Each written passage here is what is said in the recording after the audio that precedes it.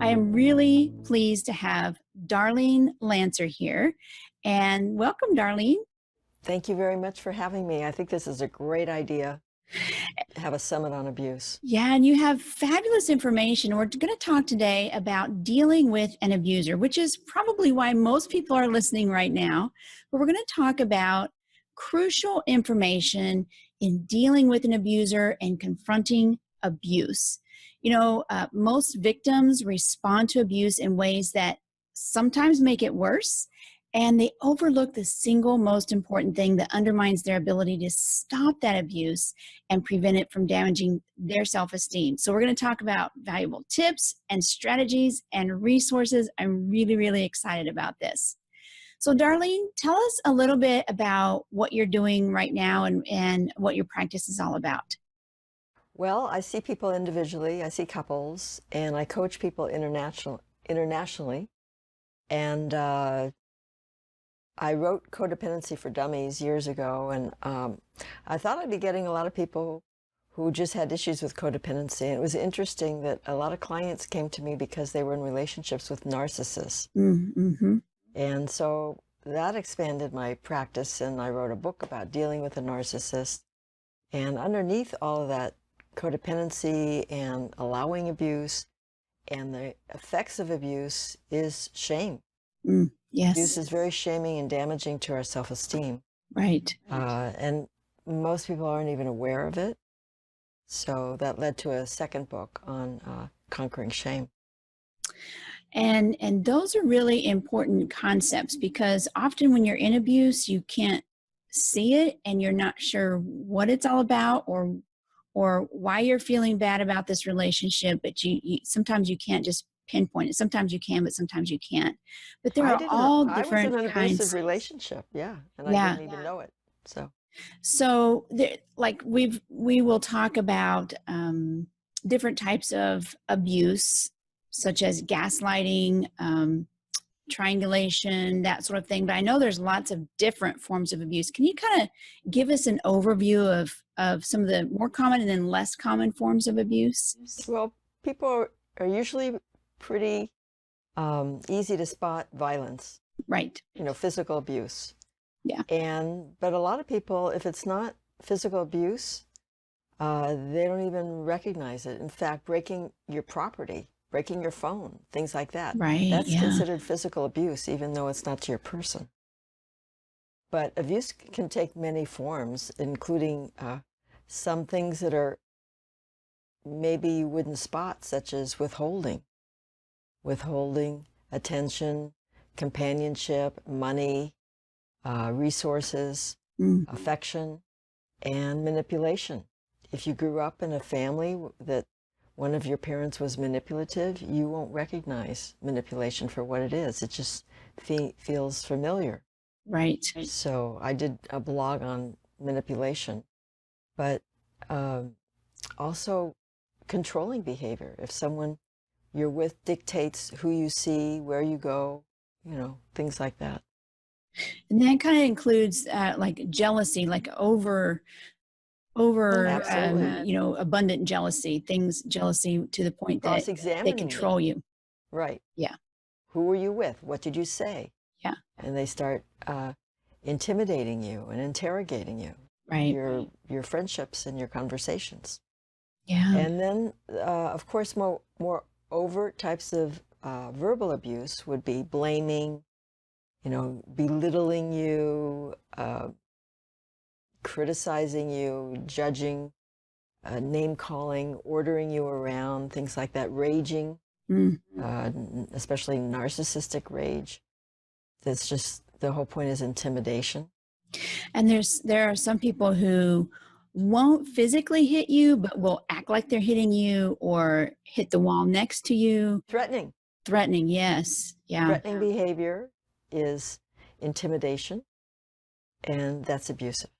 Yeah. In fact, living under a threat of violence can be like terrorism. So you don't actually ever have to experience it. Just threats of it, either with a show of force or with words. You better watch out or you'll be sorry, things like that. Threatening words. Mm. So those are more overt. And then there's teasing, malicious jokes, sarcasm. Right. That can be abusive too. And more subtle might be blocking you, just undermining you. So you try to have a conversation and they're always opposing you. Mm-hmm. So you can't, they challenge whatever you say. Yeah. That they're opposing you or blocking your conversation is a way of saying, shut up. Right. Yeah. Or they just keep switching topics. It's the same thing. You try to bring up something, they Rolodex all the things you do. They shift the blame to you. Mm-hmm. And most victims will just become defensive. Right. And let the abuser control the conversation. Yeah. The abuser is going to want to take the light off of their behavior and shift it to you. Mm-hmm. And if you let that happen, they win. So I mentioned belittling, any kind of discounting, like or sabotaging your efforts. You're never going to be good at that.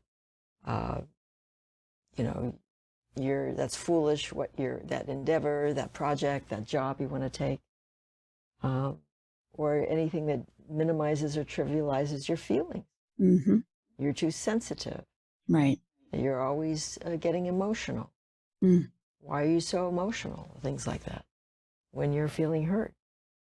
And then interrupting and undermining. So things that, like, you don't know what you're talking about, or who do you think you are? Right. Finishing your sentences. And they'll often provoke you, like for they will say things to get you to respond in anger or get you to say something, and then they'll immediately discount you for That's that. right. Yeah. They will want. There's it's not exactly what you're saying, but there's a game in those. Years ago, Eric Berne wrote, games people play. And there's one called Yes, But Kick Me. So this is someone who wants to provoke an argument. Mm-hmm. So then they can feel like the victim. Right. Right. So they might ask you for advice, for example, and they have a yes, but. And then sooner or later, they shift from being a victim to now you're the victim. Mm-hmm. And they start attacking you. Mm-hmm. So this is different forms of that, provoking you, and then you're attacking them. Wow. With passive-aggressive people, that's abuse too. Mm-hmm. And then they call it like a wolf in sheep's clothing, so you wouldn't know it. Right. But you have to listen to your gut. If something feels wrong, even though the words are nice, it's hidden, it's covert hostility is what it is. Yes. So and a good relationship would not have those type of manipulative tactics. Right. So it's important to learn not only for the abuser doesn't know how to be assertive. A passive-aggressive person, they're aggressive or they're passive. And Mm-hmm. often victims are passive and they don't know how to be assertive. Mm-hmm. So one of the first ebooks I wrote was how to speak your mind, become assertive and set limits. Right. And then I did a webinar on how to be assertive, to be able to stand up to an abuser. I actually took a class in assertiveness decades ago. Uh-huh. And I started speaking, I actually didn't recognize abuse for what it was. Wow. I know it didn't feel good, but I didn't know to attribute the word abuse to it, that's what it was. And then I started calling it out, and it really improved our relationship. Yeah. I think a lot of people are afraid to say the A word, abuse. They say, oh, it's just a tough relationship, or, oh, he's just stressed, or, oh, he's, just having a bad day. But if you find yourself making excuses for the other person's behavior, something's wrong. Yeah, I think it's because the victim feels humiliated. Right. So unfortunately, somebody who's abusing you, whether it's physical or emotional, they're coming from a place of shame, just like a bully. And by having power over you, they feel more important. Mm-hmm. And they lift up their low self-esteem. But what happens is then the victim carries the shame. It's an Right. unconscious process. And you shouldn't feel, no one should feel ashamed for someone else's behavior. Yeah. So the victim, even though we might feel humiliated and embarrassed, that's one of the problems is people don't talk about abuse and they don't talk about violence because they feel humiliated. Right. But they're not the one that did anything wrong. Yeah. It's the perpetrator that is. And that's a big obstacle Yeah. to getting help. Exactly. You mentioned something I'd like to address, and that's denial. Mm-hmm. Basically, we're talking about that. And if you give me a minute, I want to read you some questions Sure. people can ask themselves. It's in my book. I just thought of it. Codependency for Dummies. Yay. And there's a whole chapter on denial. And there's some questions you ask yourself. And sometimes I read it to clients and they say yes to all of them. So one is, do you spend time thinking about how you'd like things to be? I remember in this relationship, I thought, if only, I had the if onlys. Mm-hmm. And do you say to yourself, here we go, if only he or she would, be Right. act differently. So do you make excuses for someone to other people? Yeah. Or to yourself? Well, he's just under stress. Or, or she's under stress, too many kids, or something like that to take care of. Do you minimize or rationalize bad behavior? So rationalize it. These are forms of denial. Minimize it. Well, Mm-hmm. he doesn't mean it. Or he just pushed me. He didn't really, I don't have any bruises or anything like that. Right. Or minimize your feelings. Well, I can take it. It really didn't affect me. It's just words. Yeah. But what happens is we numb ourselves and start to shut down, and that's not healthy either. So those are minimization, rationalization. Those are ways, forms of denial. I think that's what a lot of people don't stop and look inward and look and really take a sharp look at what is happening. They're just kind of skimming over the surface and they're not even asking themselves these questions, or they're not really taking a look at the behavior. They're trying to get past it. They're just trying to minimize it to get past it. So let's move on to the, a better, part of this relationship. Let's skip or even that. worse, they're walking on eggshells not to upset Right. user. Right. So then they have to shut down part of their personality. Mm-hmm. They stop expressing themselves. Yeah. They start storing up resentments, and they start pulling away. So some other questions are, do you believe broken promises? It'll never happen again. Don't feel guilty. I feel worse than you. I mean, if somebody even admits feeling guilty, an abuser, or assure that it won't happen again. Yeah. With violence, you can be sure it's going to happen again. Mm-hmm. Pretty much so. In fact, people who have been physically abused, on average, there's 7 incidents before they leave. So don't shame yourself or feel bad that you're taking it, and the other reason that people go into denial is because it's a protective mechanism, because they might think, if I confront it, I might have to leave. Right. Or, and they're afraid of that unknown. Mm-hmm.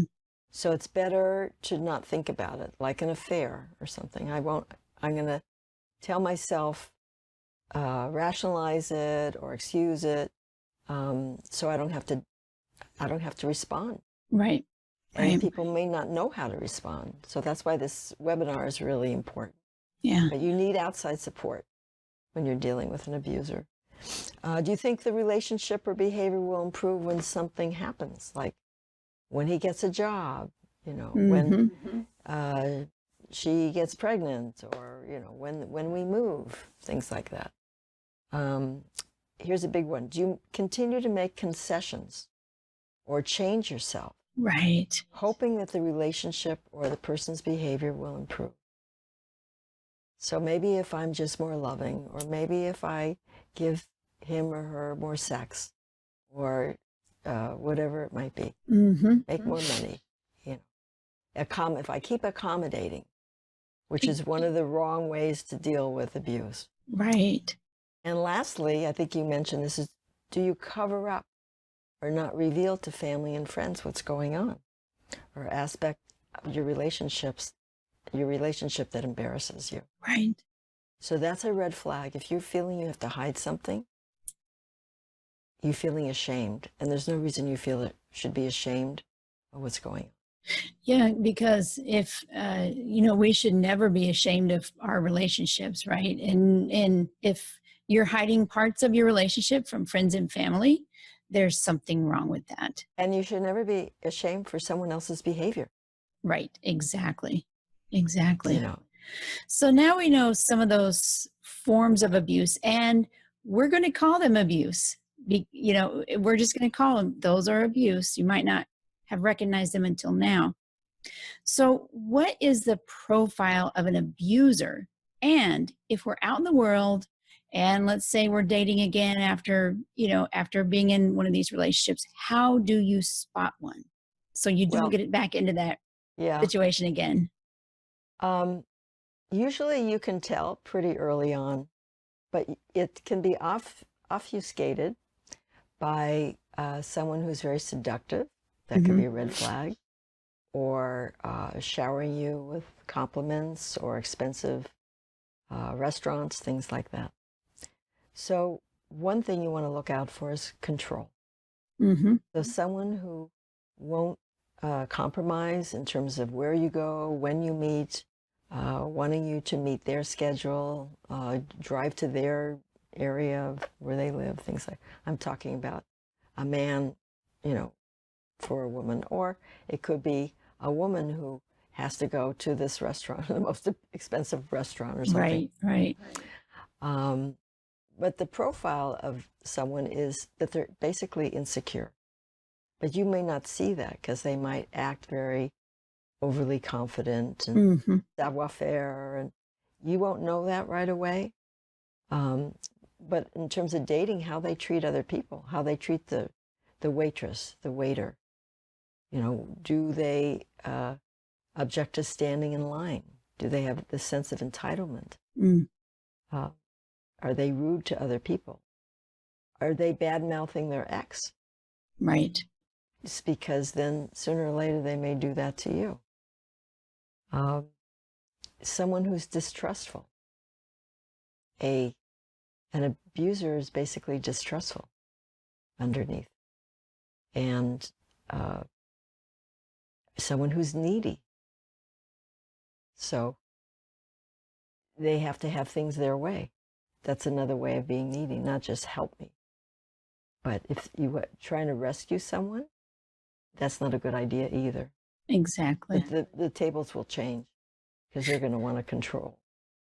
And a lot of times they tell a sad story of poor childhood. Poor me.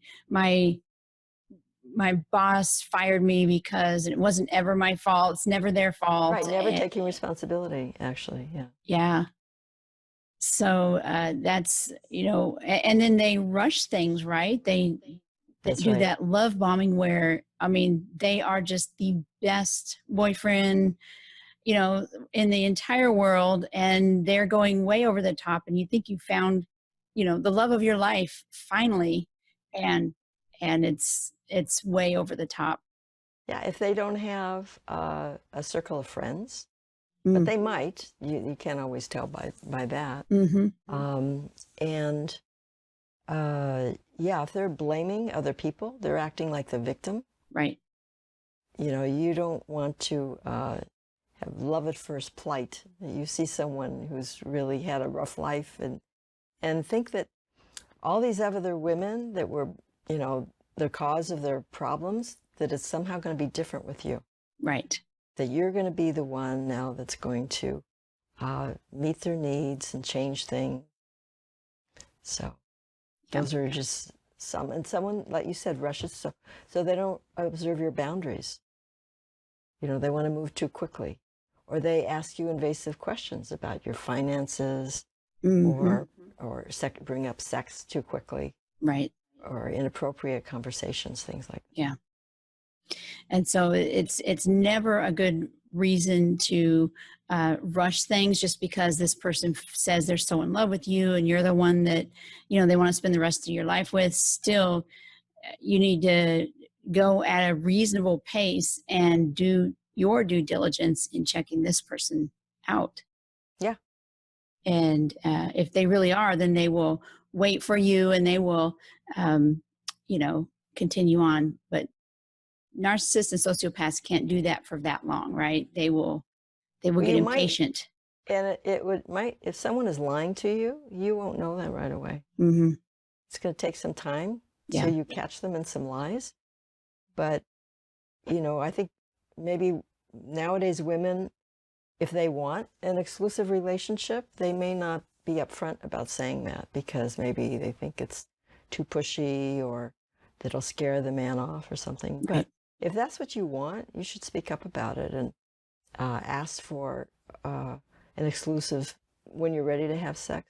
Right. You know, ask for an exclusive relationship and, you know, make sure that you get tested, both of you, for STDs. Yeah. And if somebody tries to brush you off or be dismissive about that, Mm-hmm. that's showing that they're not sensitive to your health and your concerns. Right. And so I know a lot of women just back off. And you're kind of lowering your standards, right? When you start to lower your standards or move, like you said, your boundaries a little bit, that's a warning sign. Yeah. And it's natural when you're first dating someone that you want to, you might want to make the relationship work. So you naturally want to please them.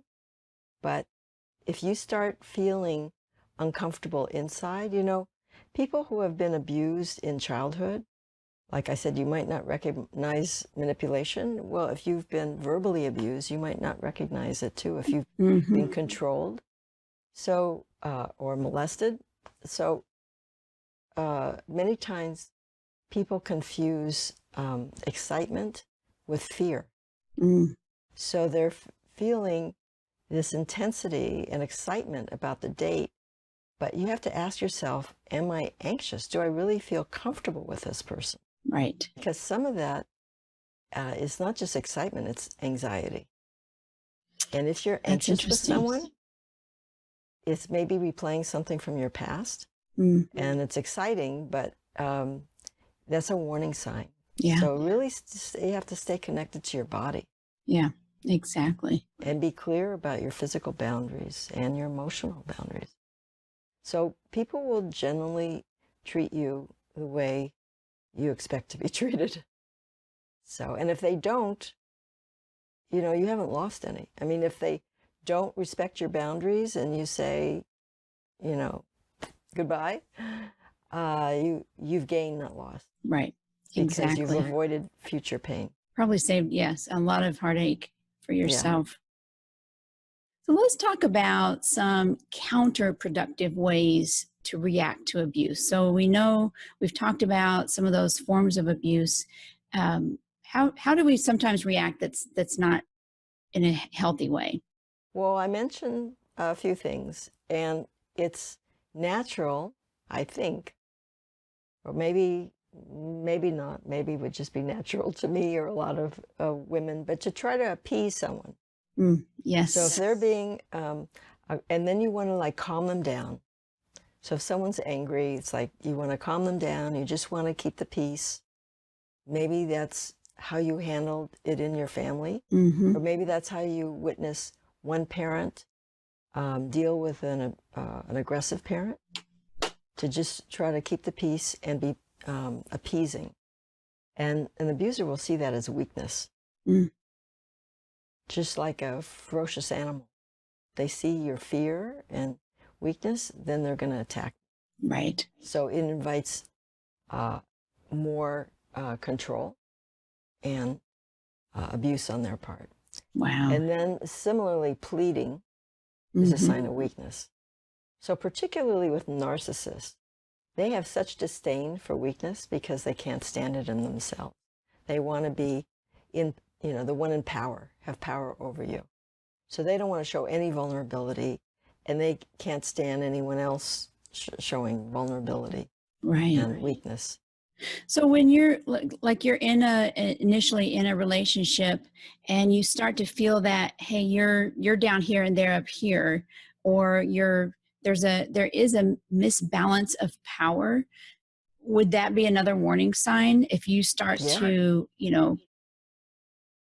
I don't know, what, just subvert yourself, you know what I mean, Right. If you to keep accommodating, accommodate? Yes, exactly. that's showing that they have to have control. Right. What I said, like in the early stage of dating, if they can only meet you at a certain time or a certain schedule, and you have to keep accommodating their schedule. If you're the one accommodating most of the time, that's Yeah.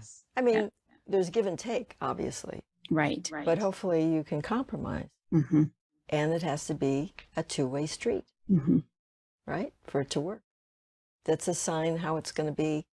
It's going to be even worse later on. I mean, if someone isn't willing to go out of their way when they're first trying to impress you and Right. dating, think how it would be in a couple years. Exactly. They take you're setting the pattern for the relationship in the beginning.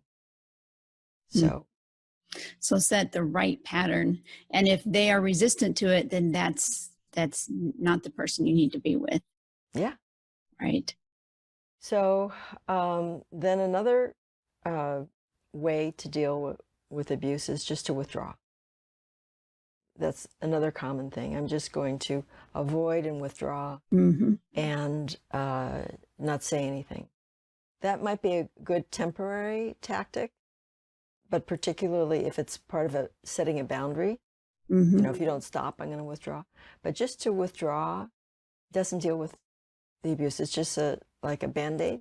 The issue is still there. And it'll reoccur and reoccur. Yeah. And then the worst thing is like arguing and fighting back. You will never, ever, ever win. Yeah, and it just escalates. Yes. And you're not setting a boundary. And when you start to get put on the defensive and you start defending yourself, that sends the message that the abuser, has the right to approve me or disapprove me. That the abuser has control over my self-esteem. That I have to answer to you and explain myself and defend myself. And a lot of times, the abuser will railroad you into another conversation. You want to talk about one thing, and they may bring up the past or start attacking you about something else, and then you're defending yourself, and now he or she's in control of the conversation. Exactly. And you don't know where this is going to come from. I mean, they do it to throw you off your game, and then you get confused, and then you're just again in a position of weakness and being controlled. Yeah, the other thing about arguing and fighting, well, for one thing, it gives more ammunition to the abuser. The more you say, it's like you're giving them evidence to throw in your face. Right. But more importantly, and this is really key, you have to understand that the abuser is only interested in power. When they're in an abusive state, like, it's about having power over you. It's not about what you're discussing. Right. For you to start talking about the facts or, what really, trying to convince someone of what really happened or whatever, you're missing the whole point. It's futile. Huh? It's futile. Well, it's not only futile, it's counterproductive, because you have to address the medium, not the message. Right. Years ago, there was this famous book by Marshall McLuhan, The Medium is the Message. So you have to address how they're talking to you, not what they're saying. Mm-hmm. So please don't raise your voice to me, or please don't order me. Or if you continue to negate what I'm saying or order me, I'm not going to continue this conversation. You address the manner that they're speaking. Right. Not the content. Uh-huh. So I mentioned explaining and defending, and then trying to get the abuser to understand you. So, Totally useless. so a lot of people have a wound from their childhood where they never felt understood. Right. And they may be in a relationship with someone who's like one of their parents, who isn't interested in understanding them, who is not empathic, and they keep playing this pattern over to try to fix what was, trauma in their childhood, in their marriage, in their relationship. So that's something to deal with in therapy. You're not going to get understanding from an abuser because, again, the abuser is interested in power. Yeah. Not understanding. And when you're talking about a narcissist, they could care less about your feelings. It's all about their needs and what they feel. Right. You're just, an extension, an object to them. So they're definitely not interested. Yeah. And then criticizing and complaining because the abuser, as I said, is insecure. So even though they might act arrogant and a know-it-all and controlling, inside they have a lot of shame. And they're very sensitive. They can dish, but they can't take. So they're very sensitive to criticism. So that's why being assertive is important. So when you bring up things, you don't want to tell them that they're so inconsiderate, they're so selfish. For sure, you don't want to call your partner a name and say you're a narcissist. I mean, that's really inflammatory and provocative. So there's special ways to bring up things and talk about it. You could say, when you raise your voice at me, you could repeat their words and say, when you call me a bitch, when you slam the door, things like that. So you're describing behavior rather than attributing a pejorative adjective to that. So that way you're not calling them names and they don't feel as criticized. All right. So we've talked about some counterproductive ways to react to abuse. What is the most important weapon against abuse? Well, to having good self-esteem. And one of the ways that an abuser undermines your self-esteem, well, the abuse is, but one of the effects of that is that victims take things personally. They take the words of the abuser to heart. And then they start thinking, it's my fault, something's wrong with me. They'll put you down and say you're not entitled to, who do you think you are? You have no class. They'll just keep putting you down. And if you take that to heart, then it's like cutting you off at your legs. And you don't feel like you have a right to stand up to yourself. You start questioning.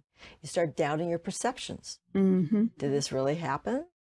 Maybe I don't remember right, or maybe I'm just not a good enough wife or partner. I didn't say things the right way. If I only had the right goes back to word. those if onlys, right? If only I did this, then it would be, we would have a better relationship. If only. Yeah. Well, it can work both ways. I was thinking if only he or she, would just, but it could see if only I were different. Yeah. So you're never responsible for someone else's behavior, and they're shaming you because they have shame. You don't, you need to build, learning to be assertive builds self-esteem, and how you speak reflects self-esteem. I also wrote an ebook, 10 Steps to Self-Esteem, and a webinar on that, because that's one of your defenses. Yeah. People I think only treat you. So many women do not have good self-esteem, and they don't recognize it, that they don't. And studies show it starts in childhood.